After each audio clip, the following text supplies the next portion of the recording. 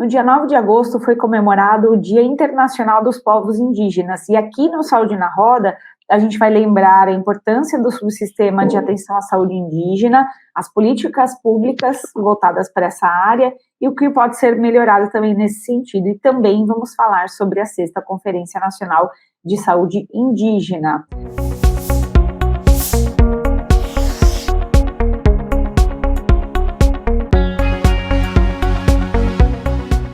Para conversar sobre esse assunto, nós convidamos Putira Saquena, ela é indígena do povo Baré, biomédica e mestra em antropologia da concentração em bioantropologia e doutoranda na mesma área na UFPA e conselheira nacional de saúde pela Rede Unida e da CISI, assessora da Associação dos Povos Indígenas Estudantes da Universidade e técnica responsável pela saúde indígena no estado do Pará. Tudo bem, Putira? Seja bem-vinda aqui ao Saúde na Roda.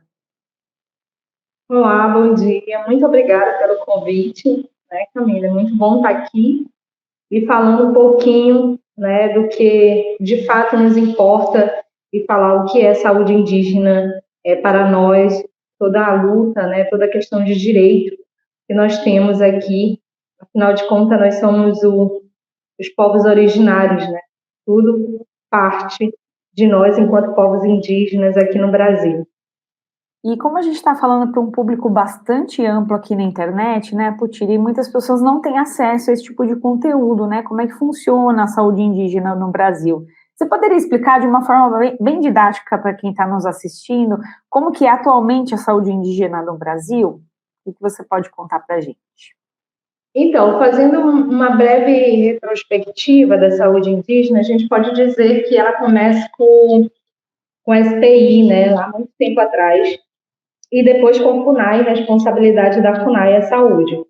Porém, tudo isso foi muito dialogado, e aí sai da FUNAI, vai para a FUNASA, a Fundação Nacional de Saúde, e aí é quando começa a luta dos povos relacionada à questão de que não conseguia chegar nos locais que deveria, A gente tem muitas situações relacionadas à questão da logística, de povos de recente contato, então não dava para ser de qualquer forma essa assistência, ou mesmo na época a FUNASA tendo um atendimento totalmente diferenciado, já pelo menos tentando ser diferenciado, a gente tem a criação do subsistema de saúde indígena, que é a CESAI, a Secretaria Especial de Saúde Indígena, lá em 2010, com a Lei Aurô.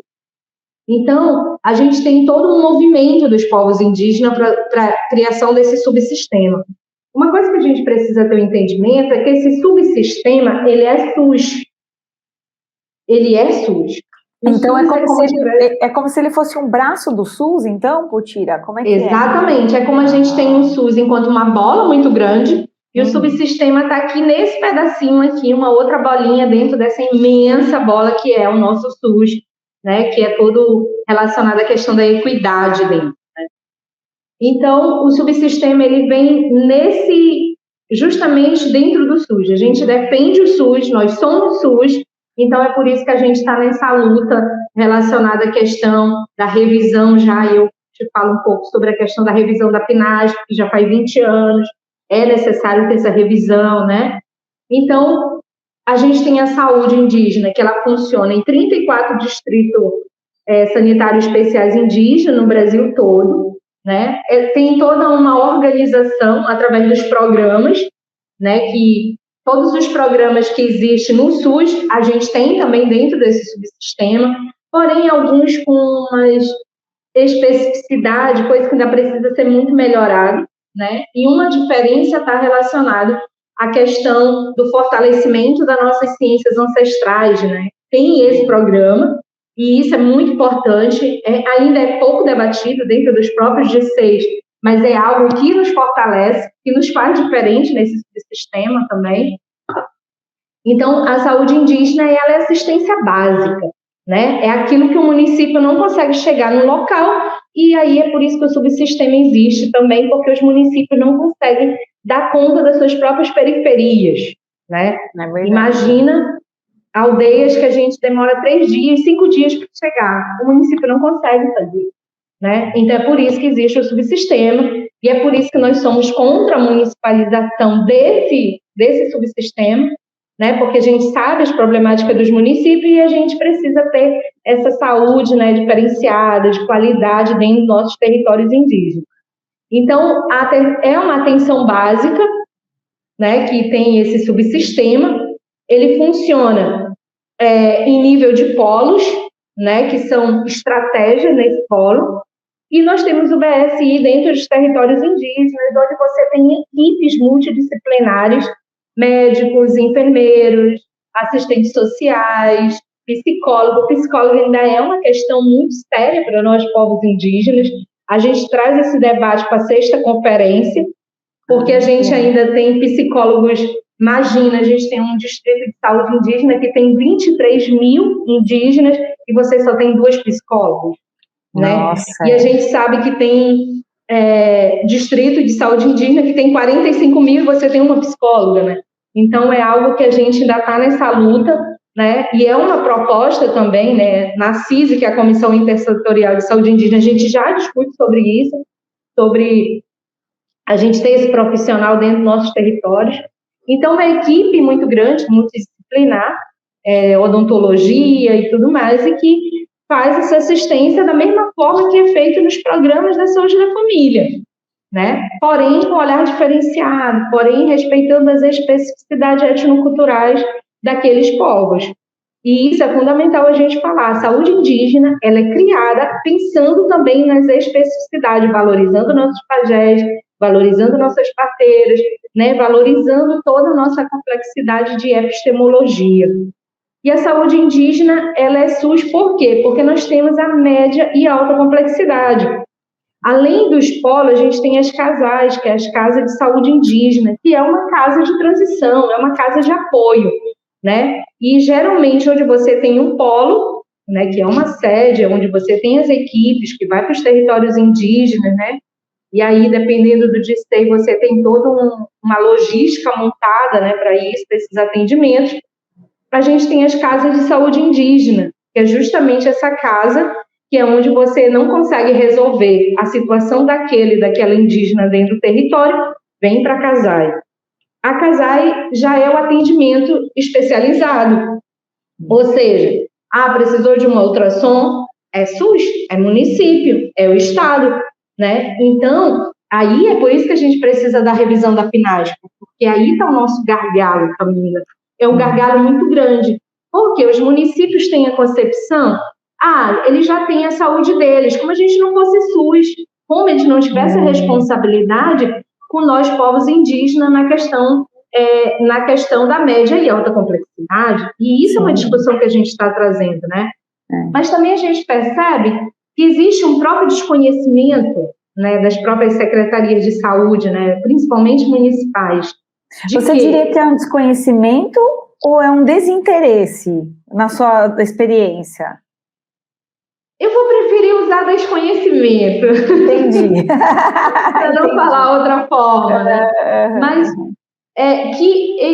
porque existem os incentivos de atenção especializada aos povos indígenas, e a EPI, né, que nós estamos implantando muito bem aqui no estado do Pará, que está caminhando essa situação. E o que a gente percebe é que os municípios não têm esse conhecimento. E aí fica aquela situação muito constrangedora entre saúde indígena e município, enquanto isso o município poderia estar ganhando recurso em atender indígena, sabe? E é isso que não faz lógica para nós. Vocês estão negando recurso, né? Porque vocês poderiam estar recebendo recurso. Porque esse incentivo, ele está aí desde 2017, que é justamente, até antes, eu acho, não estou lembrada agora, que é justamente, quanto mais indígena você atender, você vai receber recurso, você só precisa aderir a alguns objetivos, e os objetivos são muito simples, sabe? Muito simples. Ou seja, uma escápula para colocar uma rede. Tu vai ficar só uma vez a escápula, né? Tu não vai ter essa manutenção todo o tempo ali. Então, a saúde indígena, ela percorre essa retrospectiva. A 6ª conferência é justamente para isso, para a gente organizar o subsistema, né? Ele passou por situações muito complexas, corte de verba, redução de funcionários, e agora ele vem mudando, né? A CESAI vem mudando, ela vem se reestruturando para que assim a gente consiga dar uma assistência de fato de qualidade no nosso território. Olha, são tantos assuntos que eu anotei aqui no meu bloquinho que você falou que são tão importantes que talvez a gente não dê tempo de abordar, mas depois eu quero fazer ramificações desse nosso programa, tá? Você tinha falado do fortalecimento também da ciência ancestral, você citou os pajés, as parteiras, então eu acredito que esse subsistema tem que estar integrado, né? Toda a medicina da ancestralidade indígena com a medicina que se tem e que é praticada dentro do SUS. Isso acontece na prática? Existe uma troca entre o conhecimento indígena que é voltado para a área da saúde com a área da saúde do SUS, por exemplo, que é praticada nessas aldeias e no cuidado com a população indígena? O que você diria sobre isso? Ou é preciso aprimorar essa junção, sabe, essa troca de saberes entre as duas áreas? E o que você me diz sobre isso? Eu acredito que isso vem avançando. Assim. A gente tem DCs que são bem atuantes, porque a gente acaba também tendo a situação relacionada à questão da capacitação desses profissionais que estão nos territórios indígenas. Eu fiquei pensando isso é fundamental. Isso, né? Se é uma capacitação de qualidade para atender a população, né? Porque a gente sabe que dentro das universidades públicas, né, ou privada mesmo, não existe um módulo, uma disciplina que fala de saúde indígena. Uhum. Tem disciplinas que está escrito povos tradicionais e está todo mundo ali junto, não existe essa especificidade para falar nisso. Então, a gente já sabe que na formação isso não tem, é uma discussão hoje nível de, inclusive, dos cursos da área da saúde. Né? Então, a gente tem isso, assim, quando a gente percebe que onde existe isso, geralmente são profissionais muito sensíveis, que têm toda uma sensibilidade para lidar com isso, ou são indígenas profissionais já, né? Que antes de eu fazer uma remoção, antes de eu encaminhar para qualquer outra situação, eu consulto o pajé, né? O pajé chamado.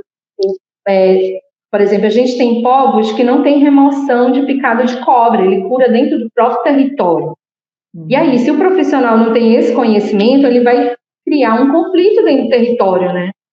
Por quê? Porque o pajé, ele faz isso lá dentro da aldeia.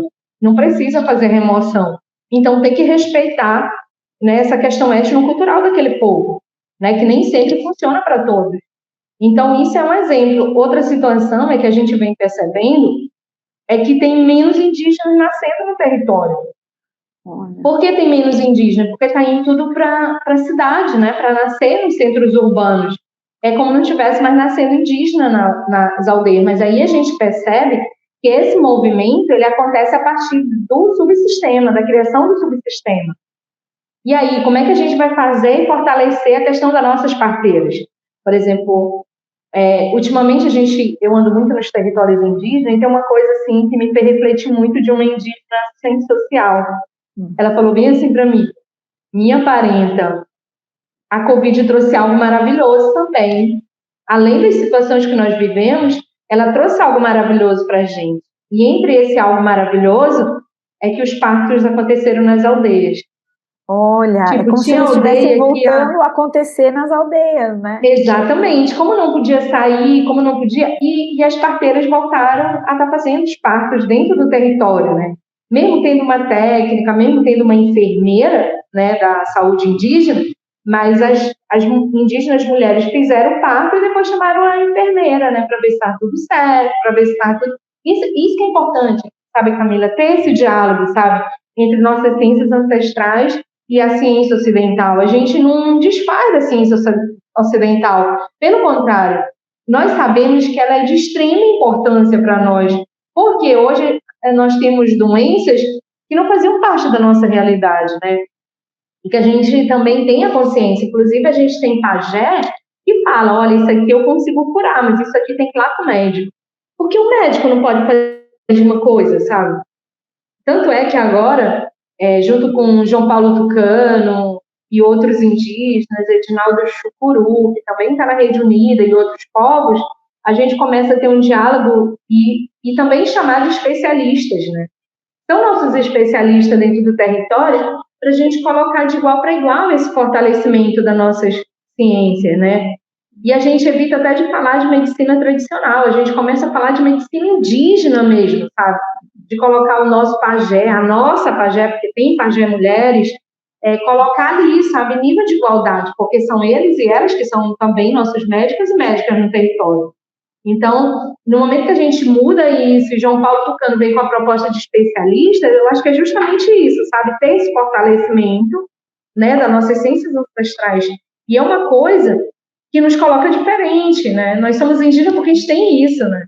Então, eu acho que não é todos de 6, isso é fato, ainda é um sonho, né?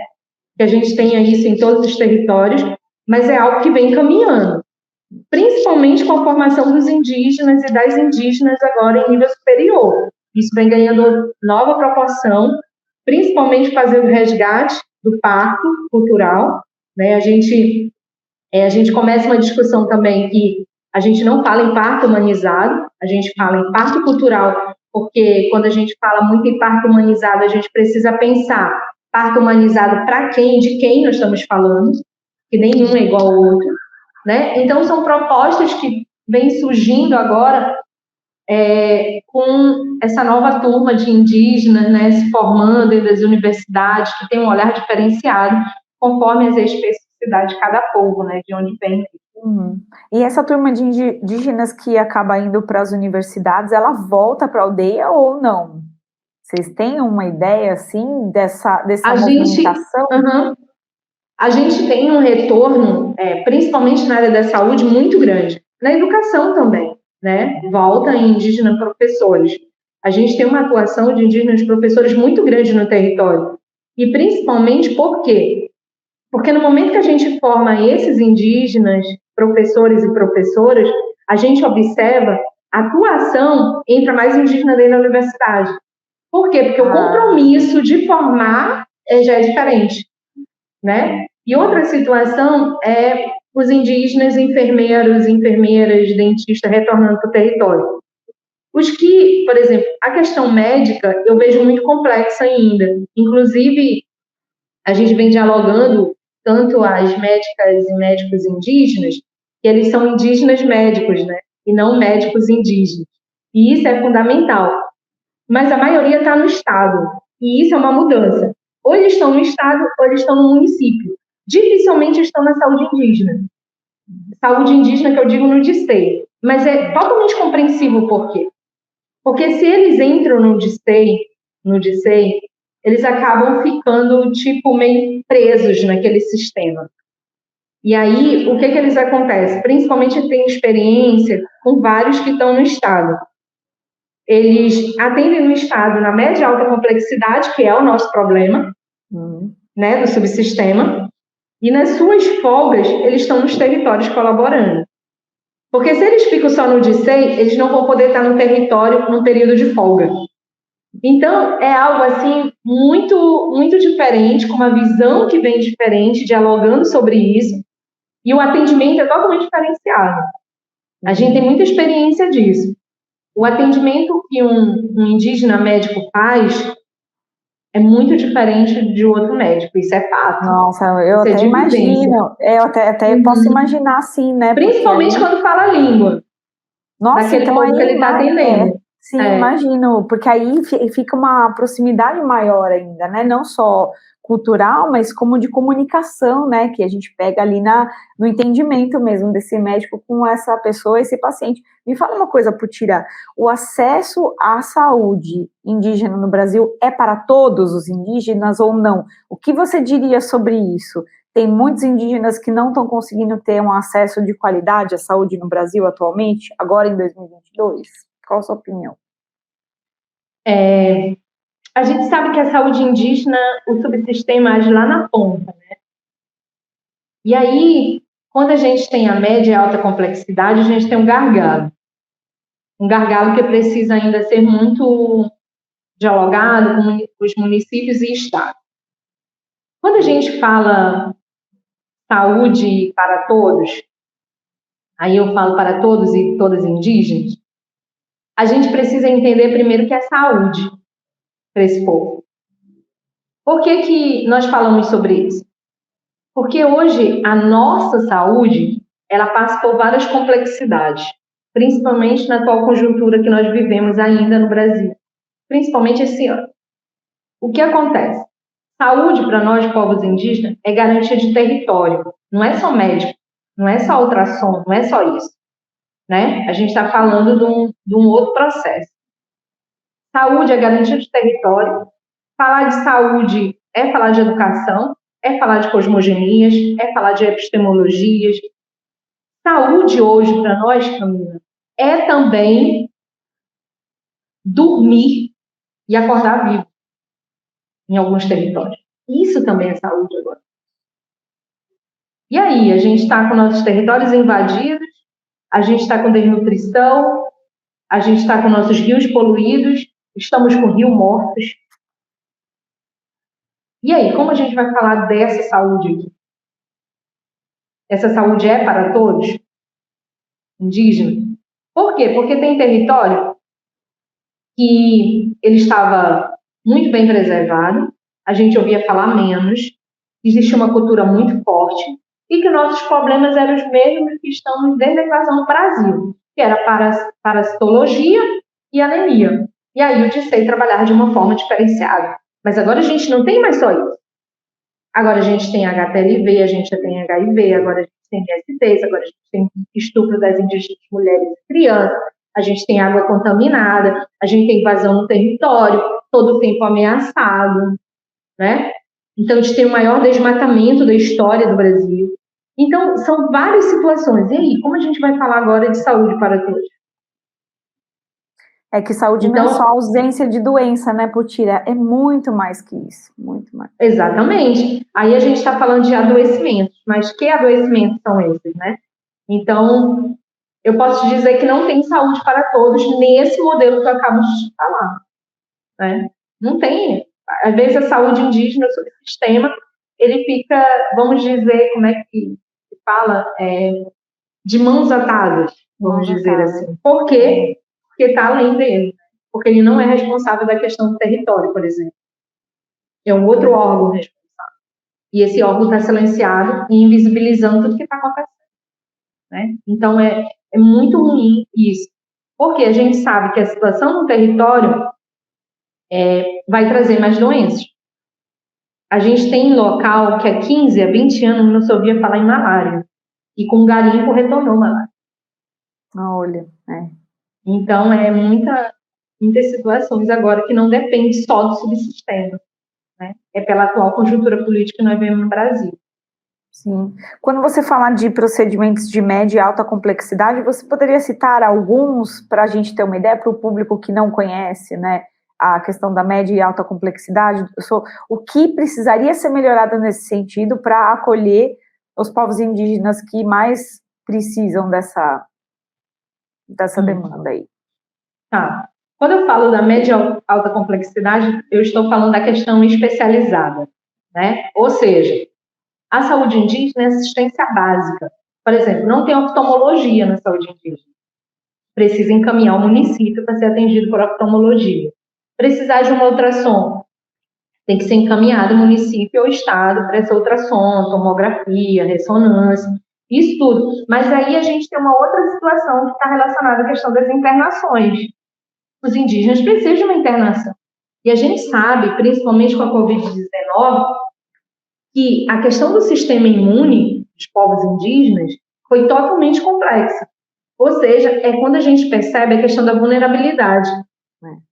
E aí, por exemplo, uma pessoa não indígena, para saturação, ela demorava muito mais tempo para baixar a saturação.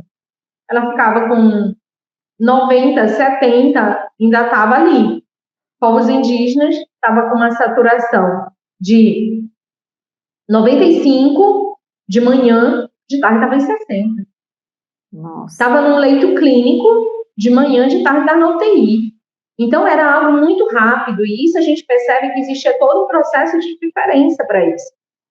Então, como é que o Estado vai trabalhar isso? Por exemplo, aqui no estado do Pará, as coisas vêm avançando muito relacionadas também com a questão do movimento indígena. E aqui agora foi criado um Conselho de Políticas Indigenistas em 2019. E isso vem funcionando. Leito para povos indígenas é prioritário hoje no governo. E isso é fundamental, de fato. Isso é uma demanda que deveria acontecer em todos os lugares. Por quê? Por causa da questão da vulnerabilidade que nós temos. Por exemplo, a questão da tuberculose, nós temos pesquisa hoje que diz que nós, povos indígenas, a gente é muito mais vulnerável. O que demoraria 6 meses para o não indígena, para a gente, em 1 mês, 2 meses, já está avançando. Né? Então, é outro processo. Então, quando eu falo da média e alta complexidade enquanto gargalo, é porque a gente não tem ainda esse olhar diferenciado para esse atendimento, né? Então, se a gente começa a ter, se o Estado e o município começam a dialogar de um outro formato, a gente vai diminuir tudo isso. Mas aí tem uma outra situação. Se o município e o Estado não trabalham em parceria com a saúde indígena, porque nós somos SUS também, a gente aumenta o número de internação, e isso traz complexidade para o Estado e município. Se ele puder estar dialogando, se ele puder estar acompanhando de uma forma diferenciada, a gente consegue diminuir tudo isso. E isso a gente já tem como fazer isso, porque tem municípios que aderiram ao incentivo especializado, atenção especializada e a IPI, e que ele tem desde intérprete, por exemplo, dentro do hospital. E tem toda uma alimentação diferenciada dentro do hospital. E ele está recebendo para isso agora. Imagina, o indígena vai se sentir melhor dentro desses locais, né? Ele vai recuperar mais rápido, porque existe a questão psicológica de se sentir bem naquele local, se sentir acolhido. Você tem profissionais capacitados e capacitadas para esse atendimento diferenciado, né? E você vai ter um intérprete, ou seja, você vai estar acompanhando aquela indígena com qualidade de fato, como deveria ser, né? A questão toda também, que eu não posso deixar de não falar, que tu tem um racismo estrutural no Brasil. E com nós, povos indígenas, eu digo que é pior do pior, porque ninguém fala sobre isso, sabe? A gente não fala sobre isso. Mas eu já recebi situação de hospitais ligando e falando assim, Butira não quer atender a grávida porque está fedendo. Por causa disso, ela está toda pintada, ela está toda isso. Você nem acredita que são profissionais de saúde falando isso, porque eu digo que eu me nego a sensibilizar profissionais de saúde, porque eu acredito que quando é profissional de saúde, ele já tem que ter essa sensibilidade, que ele vai lidar com a diversidade, que ele vai lidar com os povos, que ele vai lidar com várias situações, né? Então, eu acho que é muito isso. A média e alta complexidade é um gargalo ainda para nós, mas que vem avançando a discussão no Brasil. E é justamente isso, por exemplo. É uma questão também que a gente vem trabalhando muito é o parto cultural, do que eu te falei nas maternidades, né? Uhum. E principalmente com a declaração de nascido vivo, de não colocarem que são indígenas. Nem olhou para a pessoa, nem se importou, sabe? Aí você tem lá a declaração de nascido vivo enquanto pardo. Aí vai tirar o cartão SUS pardo, sabe? Não reconhece a etnicidade, não valoriza os povos.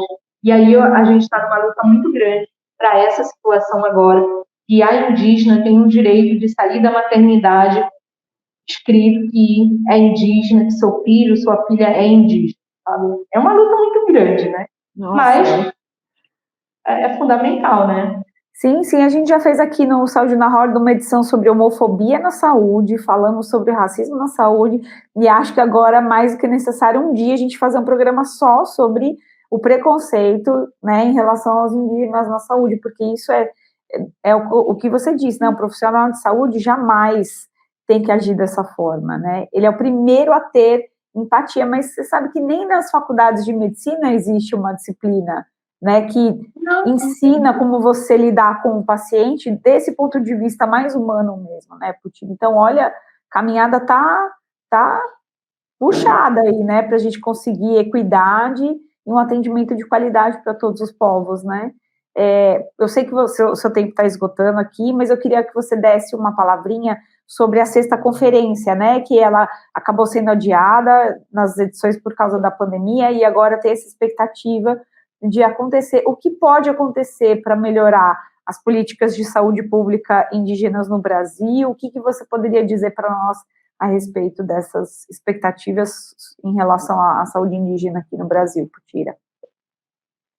A sexta conferência, ela foi 2 vezes, né? Nem lembro mais quantas vezes foi adiada. Porque a pandemia faz tempo já, né? A gente perde a noção do tempo, né? E aí, é uma expectativa muito grande, né? É aquilo que eu falei no início. A gente tem muita coisa para ser revista, né, nessa conferência.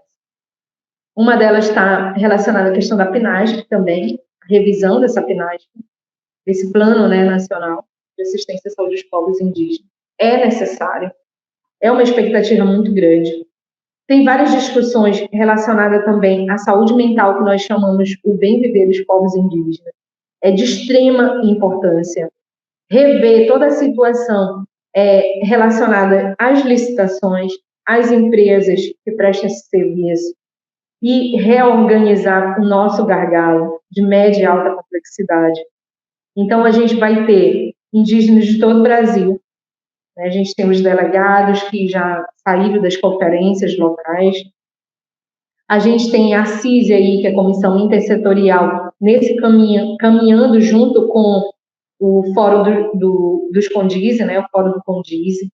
Isso é muito, muito, muito importante, essa caminhada.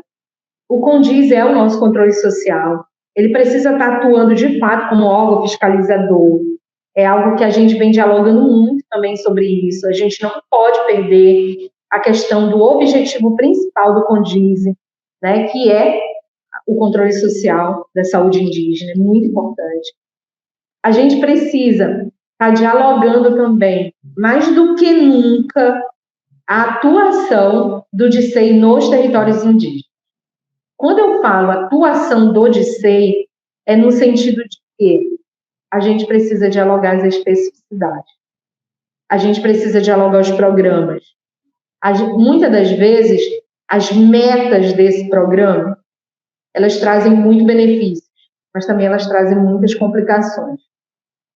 A gente precisa organizar metodologias diferenciadas para atendimento a povos indígenas, porque nossas metodologias ainda, nós falamos nos grandes centros universitários, ainda é eurocêntrica e americanizada. A gente precisa adequar isso para os povos, principalmente quando a gente fala em nível de Amazônia, né? Porque são vários povos, uma diversidade imensa, cada povo olha a Amazônia de um formato diferente. A sexta conferência, ela vem com vários debates, vários blocos muito importantes, né, para isso. Mas eu posso te dizer, assim, que uma dessas situações está muito relacionada com o bem viver. E, principalmente, com o fortalecimento das nossas ciências ancestrais dentro dos territórios. Eu acho que isso é muito fundamental e vai vir essa discussão, vai vir a discussão do controle social, né, ele não é gestor, ele é órgão fiscalizador, que é o nosso controle social, atuando dentro da saúde indígena. Então, é uma expectativa muito grande, porque depois de outubro tudo pode acontecer. Então, é algo assim que a gente está torcendo muito, já foi orçamentário, né? Então, a gente tem esperança que realmente ela saia, porque ela já foi orçamentada pelo governo. E já tem toda uma logística montada, né? Já está acontecendo a organização, já tem a comissão organizadora. Então, a gente tem muita expectativa mesmo para que ela aconteça, para que a gente tenha uma saúde com qualidade. E uma coisa que eu quero frisar contigo antes de encerrar é que saúde indígena é SUS. Isso as pessoas precisam entender. É um subsistema que está dentro do SUS e que nós somos SUS e defendemos o SUS. Nós estamos nessa situação e que a gente defende um SUS com equidade, com diversidade, mas com muita inclusão. Isso é o nosso recado, assim. Essa foi a Putira e, adiada por causa da pandemia de Covid-19, a sexta Conferência Nacional de Saúde Indígena no Brasil será realizada em Brasília entre os dias 14 e 18 de novembro de 2022. Entre os objetivos da conferência está a atualização da Política Nacional de Saúde Indígena, a PNAPSE, para redefinir as diretrizes e efetivar as particularidades étnicas e culturais no modelo de atenção à saúde dos povos indígenas. E agora aqui no Saúde na Roda eu vou conversar com Erivelto Fernandes do Nascimento, ele é presidente do CONDISE, que é o departamento que reúne os conselhos distritais de saúde indígena no Brasil. Tudo bem, Erivelto? Obrigada pela sua presença aqui no Saúde na Roda. Tudo bem. Obrigado também pelo convite. Erivelto, falando sobre a saúde indígena no Brasil, né, eu falei aqui que você representa os 34 distritos de saúde indígena no país. A gente está nessa expectativa da 6ª conferência, que vai acontecer agora em novembro, no Brasil. O que você poderia dizer aqui para os nossos espectadores do programa Saúde na Roda em relação às expectativas para essa conferência? O que você acha que pode acontecer de fato depois que a conferência foi adiada algumas vezes por causa da pandemia de Covid-19? Obrigada por ter aceitado o nosso convite. Então, a nossa perspectiva, né, o nosso anseio, ele é muito grande para a questão da realização dessa conferência, porque, na verdade, a 6ª conferência, ela é diferente de todas as outras conferências que já teve na saúde indígena. O primeiro ponto é porque o documento orientador da 6ª conferência, ele foi elaborado por nós indígenas. Quem fez esse documento foi nós indígenas, foi o Controle Social da Saúde Indígena que elaborou o documento orientador da 6ª conferência. Então, nós colocamos, de fato, as nossas real necessidades, né, nesse documento orientador, porque ele foi feito por nós que vivencia, né, vive o dia a dia dentro das nossas comunidades e que, de fato, nós conhecemos as nossas necessidades. Hoje você diria, Erivelto, quais são as principais necessidades que foram elencadas? Então, um dos pontos mais importantes que eu acho que o documento orientador da conferência traz, que a gente traz, é a mudança da política. Porque a PNASP, né, ela foi criada pelos nossos... Quando ela foi criada, né, foi pelos epidemiologistas, né, da época, com a opinião de alguns caciques nossos também, mas hoje a PNASP ela já não serve mais para nós, porque nós precisamos estender a média complexidade para dentro das nossas comunidades. Nós precisamos também encontrar uma solução para o atendimento ao índio que mora em contexto urbano, porque ele está na cidade, né, por algum motivo, ele não veio porque ele quis, né? Às vezes por conflito, às vezes por perda do seu território, né? Às vezes por trazer os filhos para estudar. E esses indígenas que moram em contexto urbano, eles também necessitam de um atendimento diferenciado. Não é porque eu estou na aldeia que eu vou deixar os meus parentes que moram na cidade à revelia, né, sem atendimento. E os municípios, os estados e municípios, eles não têm essa acessibilidade de fazer esse atendimento diferenciado, mesmo eles recebendo a nossa receita, as rendas per capita, para fazer esse atendimento, né? E aí a gente traz na PNASP, a gente quer trazer na PNASP, a gente quer trazer na conferência, que as secretarias de saúde dos municípios e dos estados se adequem para fazer um atendimento diferenciado aos nossos parentes que moram em contexto urbano.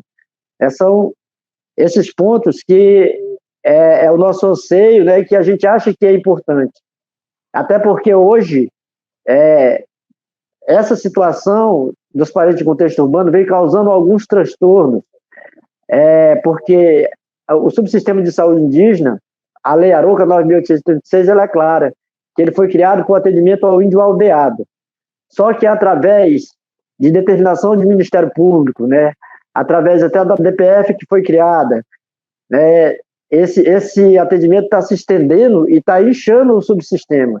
E nós que estamos dentro do território, que estamos lá na aldeia, às vezes estamos recebendo muito menos benefício do que os que estão na cidade, que estão do lado do posto de saúde, que estão do lado do supermercado. diferente de nós, que o nosso supermercado é o rio, o nosso supermercado é a mata, né?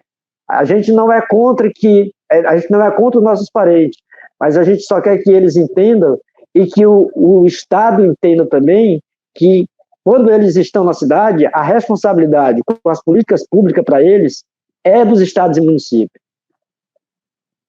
Sim, e tem também essa questão dos territórios que você mencionou. Um pouquinho antes eu estava falando com a Putira, né? E eu perguntei para ela se ela acreditava que a saúde indígena era para todos, né? Se todos os indígenas no Brasil tinham direito, direito com certeza, né? Mas acesso real à saúde no Brasil, né? E aí ela falou que saúde não é só ausência de doença ou atendimento mesmo, mas também essa questão dos territórios, né? Você ter um território garantido para que você tenha uma vida mesmo, para você que você não ser morto e tudo mais. Então, a saúde é muito mais do que só o atendimento na base, né? O que você acha disso, Erivelto?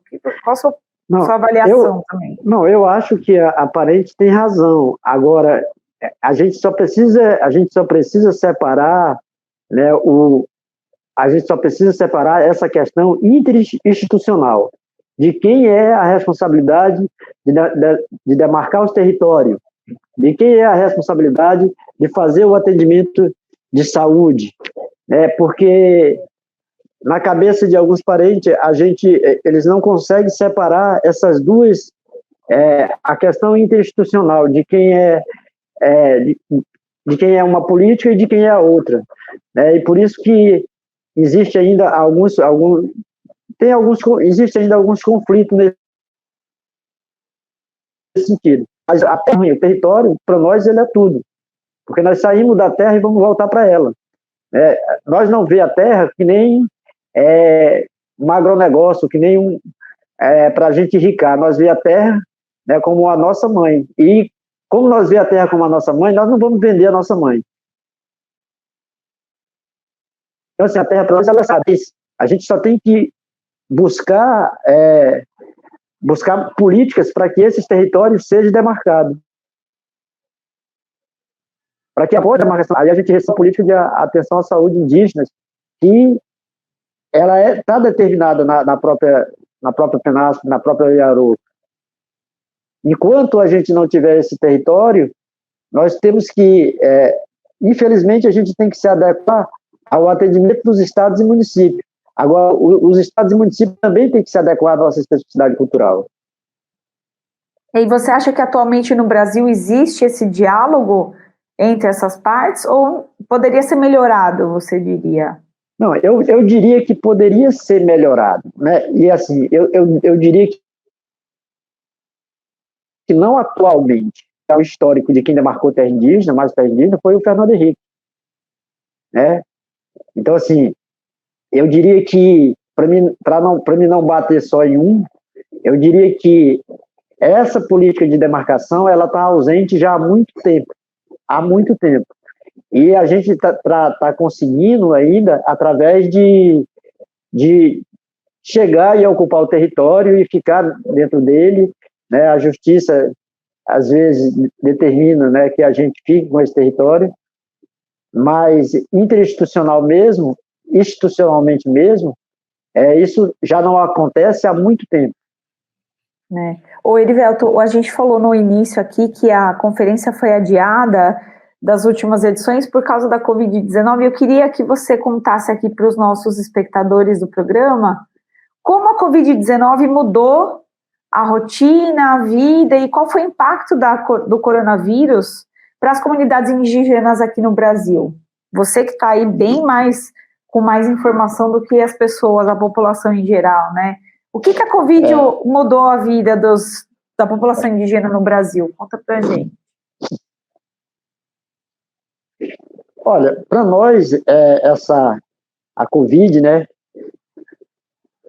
essa doença que matou muito parente nosso, ela fez a gente mudar alguns hábitos nossos, principalmente do nosso dia a dia, né? Nós tivemos que se adequar a um protocolo para que a gente pudesse estar aí preservando a vida dos nossos parentes e as nossas vidas também.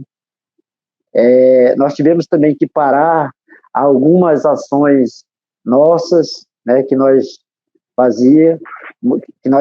que estava previsto para ser feito, principalmente a questão da conferência, que nem outras lutas que nós sempre trava, né? Então, assim, para nós ela trouxe esse tipo de transtorno, né? Para que a gente ficasse mais resguardado dentro do nosso território. Nós tivemos que criar o nosso próprio protocolo, muitas vezes dentro das nossas comunidades, né? Utilizar as nossas medicinas tradicionais para cura também. E realmente a gente ficou mais preso ainda a um sistema depois que com o surgimento da Covid-19. Mas hoje a gente já está mais tranquilo, nós já estamos mais tranquilos, já estamos retornando às nossas atividades do dia a dia, nossas atividades normais, né? Mas ainda com o cuidado de quando voltar para nossas aldeias, né, a gente fazer o teste para não chegar lá contaminado, para não contaminar quem está dentro das nossas aldeias. E só para a gente encerrar, Erivelto, qual que é um recado final que você poderia dar aqui para os nossos espectadores, né, sobre a saúde indígena no Brasil e, sobretudo, após aí a conferência que já vai acontecer agora em novembro?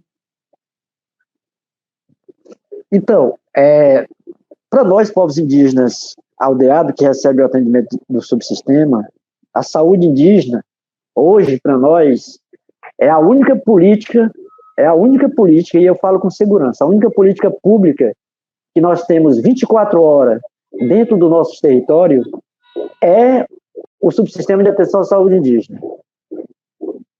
Que lá que está o enfermeiro, está o técnico, a gente não tem médico 100%, nós temos o nosso agente de saúde dentro da nossa aldeia, nós temos o nosso AISAM, a gente sabe que ainda falta muito, né, principalmente na questão do saneamento básico, mas essa política, a política de atenção à saúde indígena, ela está presente 24 horas, e além do que, é uma gestão compartilhada, né? Porque existe um controle social dentro dos territórios que fiscaliza, que delibera, que acompanha esses atendimentos de saúde com os nossos parentes. A gente está presente a todo momento, né? Então, é uma política que para nós ela é muito salutável, é muito boa, e que o que a gente quer é o aperfeiçoamento dela nessa conferência, para que ela venha melhorar e trazer mais uma segurança para a gente, porque nós, indígenas aldeados, o nosso